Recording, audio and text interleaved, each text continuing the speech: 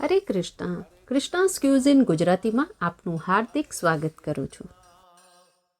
જ્યારે પણ આપણે ઠાકોરજી માટે ભોગ બનાવતા હોઈએ છીએ ત્યારે રોજબરોજ કયું શાક અને કયું નવીન શાક આપણે ભગવાનને ભોગ ધરાવીએ તે વિચારતા હોઈએ છીએ. તો આજે આપણે બનાવવા જઈ રહ્યા છીએ મલાઈ કોફતા, જેને પનીર કોફતા કરી પણ કહેવામાં આવે છે. તે ઘરે બનાવવાનું ખૂબ જ આસાન છે અને સરળતાથી તમે બનાવી શકો છો. આ શાકની એક પરફેક્ટ ગ્રેવી અને તેના જે કોફતા છે જે ઉપરથી ક્રિસ્પી અને અંદરથી એકદમ સોફ્ટ બને છે. તો ચાલો બનાવવાનું શરૂ કરીએ. તો સૌપ્રથમ આપણે ગ્રેવી માટે 2 ટેબલસ્પૂન જેટલું તેલ ગરમ કરી લઈએ. તેલ ગરમ થાય એટલે ધીમો તાપ રાખવાનો છે. 1 ચમચી જેટલું જીરું ઉમેરી તેને ચટકવા દઈએ. હવે તેમાં એક મોટી ઇલાયચી ઉમેરવાની છે, 2 નાની ઇલાયચી, 4 થી 5 લવિંગ અને 2 તમાલપત્ર ઉમેરીએ.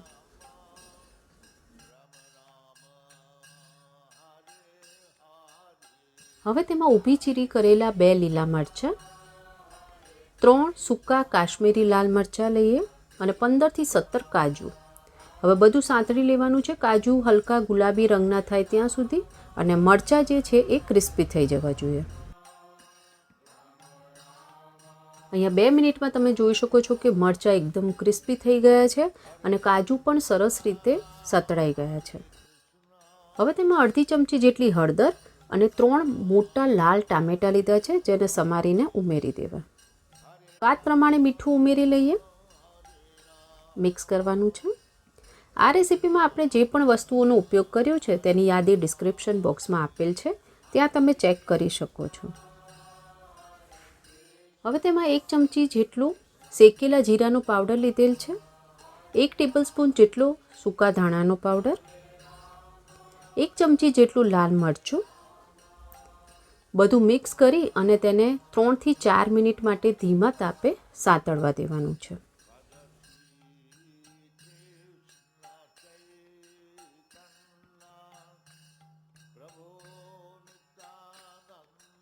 ત્રણ થી 4 મિનિટ જેટલો સમય થઈ ગયો છે અને તમે જોઈ શકો છો કે ટામેટા પણ થોડા ચડી ગયા છે. હવે તેમાં અડધો કપ જેટલું પાણી ઉમેરી દઈએ.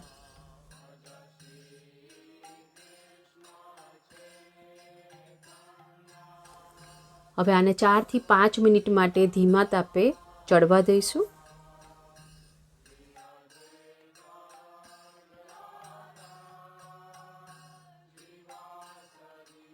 ચાર થી 5 મિનિટ થઈ ગઈ છે. ટામેટા, કાજુ, મરચાં બધું જ સરસ રીતે સાતળાઈ ગયું છે. હવે સ્ટવને બંધ કરી દઈએ અને નીચે ઉતારી લઈએ. આમાં જે તમાલપત્ર હતા તે આપણે તેમાંથી નીકાળી દેવાના છે. હવે આ મિશ્રણને એકદમ ઠંડુ થઈ જાય પછી મિક્સી જારમાં લઈ લઈશું. ત્યાં સુધી કોફતા તૈયાર કરી લઈએ. અહીંયા 2 મોટી સાઈઝના બાફેલા બટાકા લીધેલા છે. હવે ઝીણી છીણી આવે તેનાથી આપણે છીણી લેવા. એક વાતનું ખાસ ધ્યાન રાખવું કે બટાકા બાફી અને ઠંડા કરીને પછી જ તેને ઉપયોગમાં લેવાના છે. બટાકા છીણાઈ ગયા છે. હવે 200 ગ્રામ જેટલું તાજું પનીર લીધું છે, તેને પણ આપણે આ રીતે છીણી લઈએ.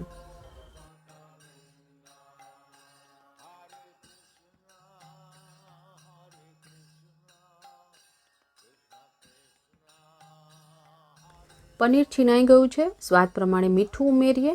2 ઝીણા સમારેલા લીલા મરચાં,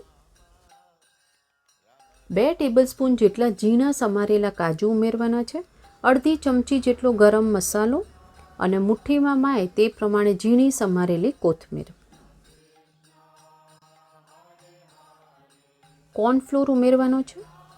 અહીંયા 1/3 કપ જેટલો કોર્નફ્લોર ઉમેરેલ છે. કોર્નફ્લોર અહીંયા આપણે 1/3 કપ જેટલું ઉમેરેલ છે. જરૂર પ્રમાણે તમે વધારે કે ઓછો તેમાં ઉમેરી શકો છો.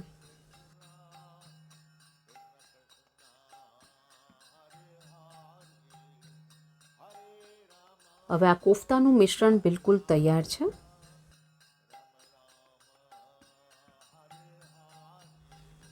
હથેળી ઉપર તેલ લગાવી દેવાનું અને તેમાંથી મીડિયમ સાઇઝના કોફતા બનાવી લેવાના છે.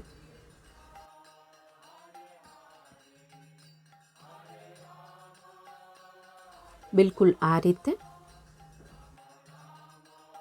કોફતા બનીને તૈયાર છે. હવે તેને તળી લઈએ. તેલ પહેલાં જ ગરમ કરવા રાખી દીધેલ છે. મીડિયમ તાપે તળી લેવાના છે. એક સાથે બધા ઉમેરવાના નહીં.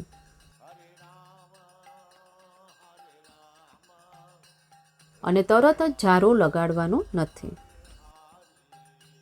ઉપરથી આ રીતે તેલનો છંટકાર મારતા રહેવું.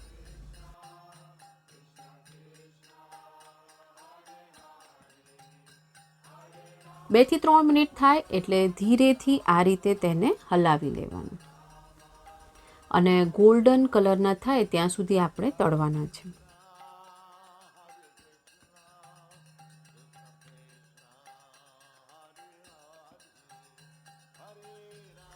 અહીંયા તમે જોઈ શકો છો કે 5 થી 6 મિનિટમાં તે સરસ રીતે તળાઈ ગયા છે. આ રીતે બધા જ કોફતાને તળી લેવાના છે. બધા જ કોફતા તળાઈને બિલકુલ તૈયાર છે. હવે આપણે ગ્રેવીને જોઈ લઈએ. આ મિશ્રણ ઠંડુ થઈ ગયું છે. હવે તેને ગ્રાઇન્ડ કરી લઈએ. તમે જોઈ શકો છો એનો કલર અને પેસ્ટ એકદમ સ્મૂથ પેસ્ટ બનીને તૈયાર છે. ચાલો હવે ગ્રેવી બનાવીએ. 2 ટેબલસ્પૂન જેટલું ઘી ગરમ કરી લેવાનું છે.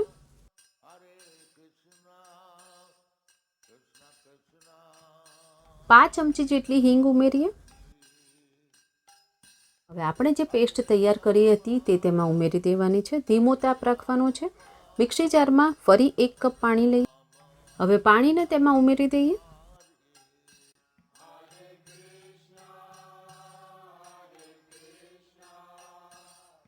બધું મિક્સ કરી લઈએ અને ધીમા તાપે તેને 5 થી 6 મિનિટ માટે ચડવા દેવાનું છે.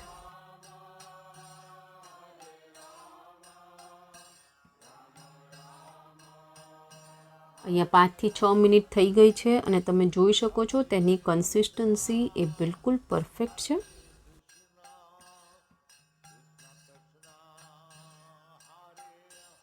બે ટેબલસ્પૂન જેટલી કસૂરી મેથી ઉમેરી મિક્સ કરી લઈએ. આ સાથે જ મલાઈ કોફતાની ગ્રેવી બિલકુલ તૈયાર છે. તમને હજી પતલી કરવી હોય તો પાણી ઉમેરીને તેની કન્સિસ્ટન્સી એડજસ્ટ કરી શકો છો. સ્ટવ બંધ કરી દઈએ. સ્ટવ બંધ કર્યા પછી જ તેમાં 5 કપ જેટલી ઘરની મલાઈ અથવા તો ફ્રેશ ક્રીમ પણ તેમાં ઉમેરી શકો છો.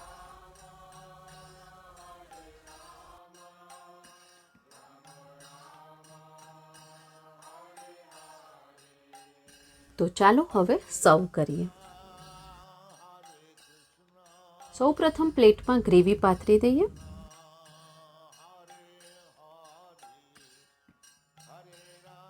હવે કોફતાને સર્વ કરવાના છે.